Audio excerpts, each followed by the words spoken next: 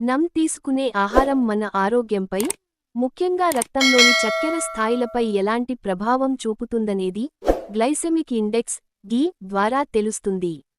ఒక ఆహారం తిన్న తర్వాత మన శరీరంలో చక్కెర స్థాయిలు ఎంత వేగంగా పెరుగుతాయో ఈ ఇండెక్స్ సూచిస్తుంది.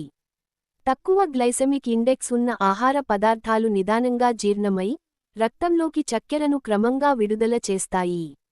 దీనివల్ల శరీరానికి రోజంతా స్థిరమైన శక్తి అందడమే కాకుండా, ఆకలి త్వరగా వేయదు. డయాబెటిస్ ఉన్నవారు, బరువు తగ్గాలనుకునే వారు మరియు గుండె ఆరోగ్యంగా ఉండాలని కోరుకునే వారు ఈ లో జీ ఫుడ్స్ తీసుకోవడం చాలా అవసరం. తక్కువ గ్లైసెమిక్ ఇండెక్స్ ఉన్న ఆహారాల జాబితాలో తృణధాన్యాలు మొదటి స్థానంలో నిలుస్తాయి. పాలిష్ పట్టని ముడి బియ్యం, రాగులు, జొన్నలు, సజ్జలు మరియు ఓట్స్ వంటి వాటిలో ఫైబర్ అధికంగా ఉండటం వల్ల రక్తంలో చక్కెర ఒక్కసారిగా పెరగదు. అలాగే పప్పు ధాన్యాలైన శనగలు, పెసలు, కందులు మరియు రాజ్మా వంటి వాటిలో కూడా జీ చాలా తక్కువగా ఉంటుంది. ఇవి ప్రోటీన్ను కూడా పుష్కలంగా అందిస్తాయి. కూరగాయల విషయానికి వస్తే క్యారెట్, బ్రోకలీ, క్యాబేజీ, వంకాయలు మరియు ఆకుకూరలు ఉత్తమమైన ఎంపికలు. ఇవి శరీరానికి అవసరమైన విటమిన్లు మరియు ఖనిజాలను అందిస్తూనే జీవక్రియను మెరుగుపరుస్తాయి.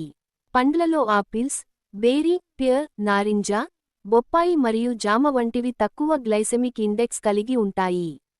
అయితే పండ్ల రసాల కంటే పండ్లను నేరుగా ముక్కలుగా తినడం వల్ల వాటిలోని పీచు పదార్థం శరీరానికి అందుతుంది. డ్రై ఫ్రూట్స్ మరియు నట్స్ అంటే బాదం, వాల్నట్స్, చియా గింజలు కూడా ఆరోగ్యానికి మేలు చేస్తాయి. ప్రాసెస్ చేసిన ఆహారాలు, వైట్ బ్రెడ్, పంచదార అధికంగా ఉండే పదార్థాలకు దూరంగా ఉండి, సహజ సిద్ధంగా లభించే ఈ తక్కువ జీ ఆహారాలను మన రోజువారీ డైట్లో భాగం చేసుకోవడం వల్ల దీర్ఘకాలిక ఆరోగ్య ప్రయోజనాలు పొందవచ్చు. ముఖ్యంగా మధుమేహం ఉన్నవారు వైద్యుల సలహాతో సరైన మోతాదులో వీటిని తీసుకుంటే రక్తంలోని గ్లూకోజ్ స్థాయిలను అదుపులో ఉంచుకోవచ్చు. మరిన్ని వీడియోల కోసం మా ఛానెల్ను సబ్స్క్రైబ్ మరియు లైక్ చేయండి.